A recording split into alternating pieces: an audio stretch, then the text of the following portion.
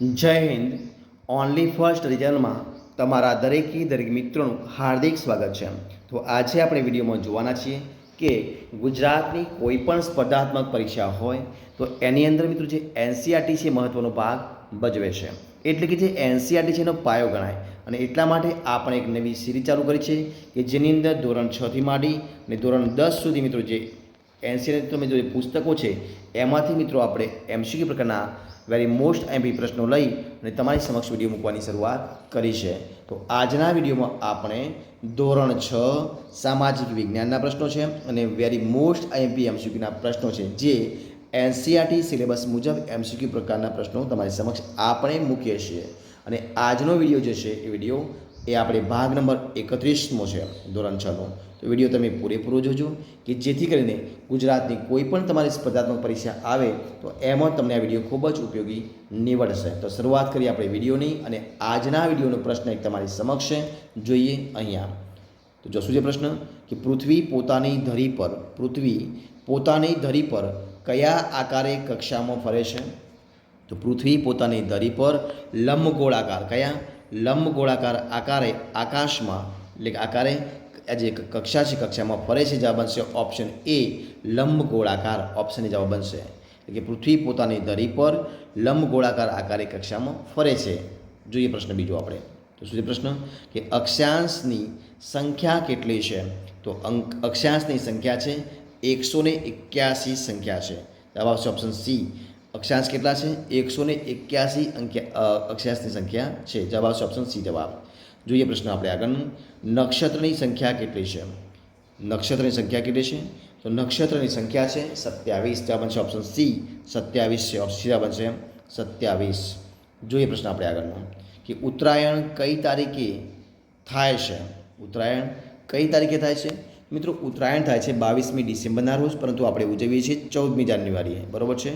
ઉત્તરાયણ કઈ તારીખે થાય છે? તો ઉત્તરાયણ થાય છે 22મી ડિસેમ્બરના રોજ, એટલે કે ઓપ્શન બી જવાબ આવશે 22 ડિસેમ્બર, પરંતુ આપણે એનો તહેવાર ઉજવીએ છીએ 14મી જાન્યુઆરી. બરાબર છે. જોઈએ પ્રશ્ન આગળ. તો પૃથ્વી પોતાની ધરી પર કઈ દિશા તરફ ફરે છે? તો પૃથ્વી પોતાની ધરી પર પશ્ચિમથી પૂર્વ દિશા તરફ ફરે છે. જવાબ આવશે ઓપ્શન સી. પૃથ્વી પોતાની ધરી પર પશ્ચિમ દિશાથી પૂર્વ દિશા તરફ ફરે છે. જવાબ આવશે ઓપ્શન સી જવાબ બનશે. જોઈએ પ્રશ્ન આપણે આગળનો. શું છે પ્રશ્ન? તો જોઈએ કે ચંદ્રગ્રહણ વખતે ચંદ્ર પર કોણ સૂર્યનો પ્રકાશ આવવા દેતું નથી? તો ચંદ્રગ્રહણ વખતે ચંદ્ર પર જે પૃથ્વી છે એ સૂર્યનો પ્રકાશ આવવા દેતું નથી. એટલે કે ચંદ્રગ્રહણ વખતે ચંદ્ર પર પૃથ્વી સૂર્યનો પ્રકાશ આવવા દેતી નથી. જવાબ બનશે ઓપ્શન સી પૃથ્વી. જોઈએ પ્રશ્ન આપણે આગળનો કે વિષુવવૃત્તથી દક્ષિણે 23.5 રેખા કયા નામે ઓળખાય છે? તો વિષુવવૃત્તથી દક્ષિણે મિત્રો 23.5 રેખા છે એને મિત્રો મકરવૃત્ત કહેવાય. કયું કહેવાય? મકરવૃત્ત. અને જો ઉત્તરે મિત્રો આવે તો કયું આવે? એને કર્કવૃત્ત કહેવાય. ઉત્તરે આવે તો કઈ કહેવાય? કર્કવૃત્ત. અને દક્ષિણે આવે તો એને મકરવૃત્ત કહેવાય. જોઈએ પ્રશ્ન આપણે આગળ. તો શું છે પ્રશ્ન આગળ?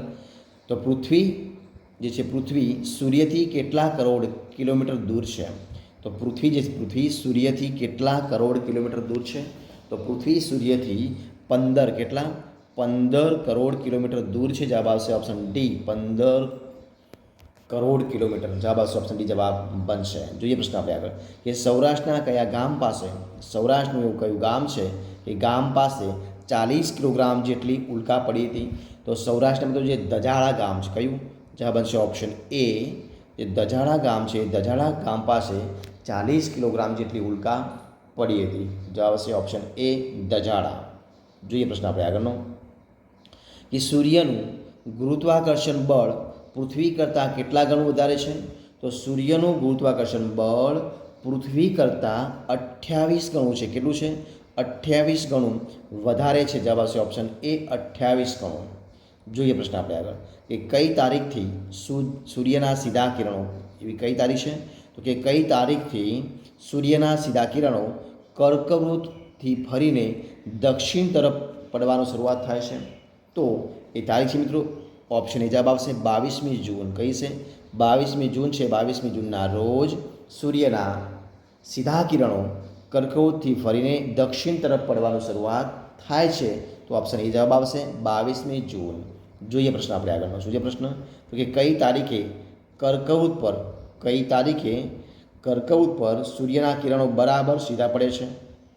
તો 21મી જૂનના રોજ. ક્યારે? 21મી જૂનના રોજ કર્કવૃત પર સૂર્યના કિરણો બરાબર સીધા પડે છે. તો જવાબ બનશે ઓપ્શન સી 21 જૂન. જોઈએ પ્રશ્ન આપણે આગળ કે સમુદ્રના તળિયે શું આવશે? સમુદ્રના તળિયે કયા કયા ખનિજો આવેલા છે? તો સમુદ્રના તળિયે મિત્રો ઉપરોક્ત તમામ ખનિજો આવે છે. જવાબ બનશે ઓપ્શન ડી એટલે કે કલાઈ, મેંગેનીઝ અને લોખંડ. સમુદ્રના તળિયે કલાઈ, મેંગેનીઝ અને લોખંડ તમામ ખનિજો આવેલા છે. જવાબ બનશે ઓપ્શન ડી ઉપરોક્ત તમામ. જોઈએ પ્રશ્ન આપણે આગળનો કે આહારથી માંડીને શું છે? આહારથી માંડીને આવાસ અને આપણા અસ્તિત્વનો પાયો એટલે શું? તો આહારથી માંડીને આવાસ અને આપણા અસ્તિત્વનો પાયો એટલે મૃદાવરણ. એને શું કહેવાય? મૃદાવરણ. જવાબ આવશે ઓપ્શન બી મૃદાવરણ. જોઈએ પ્રશ્ન આપણે આગળનો કે પૃથ્વી પર શું છે? પૃથ્વી પર વિશાળ જળરાશિ ધરાવતા ભાગોને કયા નામથી ઓળખવામાં આવે છે? તો પૃથ્વી પર વિશાળ જળરાશિ ધરાવતા ભાગોને મહાસાગર તરીકે કયા? મહાસાગર તરીકે ઓળખવામાં આવે છે. જવાબ બનશે ઓપ્શન સી મહાસાગર. જોઈએ પ્રશ્ન આપણે આગળ કે સામાન્ય રીતે શું છે?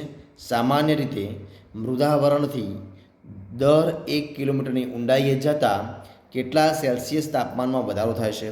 તો સામાન્ય રીતે મૃદાવરણથી દર 1 કિલોમીટરની ઊંડાઈએ જતાં 30°C કેટલા? 30°C તાપમાનમાં વધારો થાય છે. જવાબ બનશે ઓપ્શન સી 30°C. સામાન્ય રીતે મૃદાવરણથી દર 1 કિલોમીટરની ઊંડાઈ જતાં 30°C તાપમાનનો વધારો થાય છે. જવાબ બનશે ઓપ્શન સી જવાબ બનશે. જોઈએ પ્રશ્ન આપણે આગળનો. શું છે પ્રશ્ન? તો કે વાતાવરણમાં કાર્બન ડાયોક્સાઇડ છે એ વાતાવરણમાં કાર્બન ડાયોક્સાઇડ વાયુનું પ્રમાણ કેટલા ટકા છે? તો વાતાવરણની અંદર કાર્બન ડાયોક્સાઇડ વાયુનું પ્રમાણ છે 0.03% છે. જવાબ આવશે ઓપ્શન બી 0.03% છે. જવાબ આવશે ઓપ્શન બી એટલા ટકા છે. જોઈએ પ્રશ્ન આપણે આગળ કે પૃથ્વીની સપાટી પર મધ્યમાં દોરેલી એક આડી રેખા કયા નામથી ઓળખવામાં આવે છે? તો પૃથ્વીની સપાટી પર મધ્યમાં દોરેલી એક આડી રેખા જે છે એને વિષુવવૃત્ત નામથી ઓળખવામાં આવે છે. જવાબ બનશે ઓપ્શન એ જવાબ બનશે વિષુવવૃત્ત. ઓપ્શન એ જવાબ બનશે વિષુવવૃત્ત. ઓપ્શન જવાબ બનશે.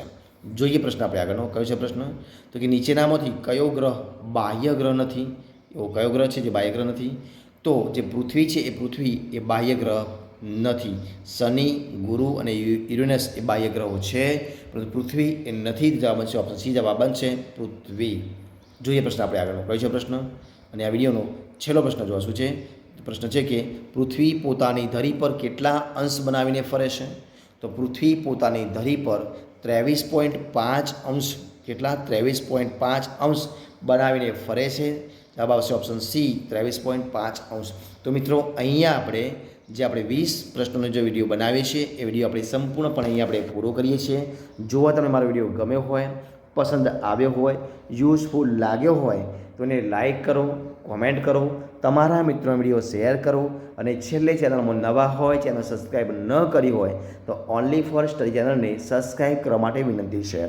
મારા વિડીયોને પહેલાંથી છેલ્લા સુધી જોવા માટે તમારા દરેક મિત્રોનો હું દિલથી ખૂબ ખૂબ આભાર માનું છું. આપણે ફરી મળીશું એક નવા વિડીયો સાથે, નવા ટૉપિક સાથે. ત્યાં સુધી બની રહો. જય હિન્દ, જય ભારત, જય ગરવી ગુજરાત. Best of luck.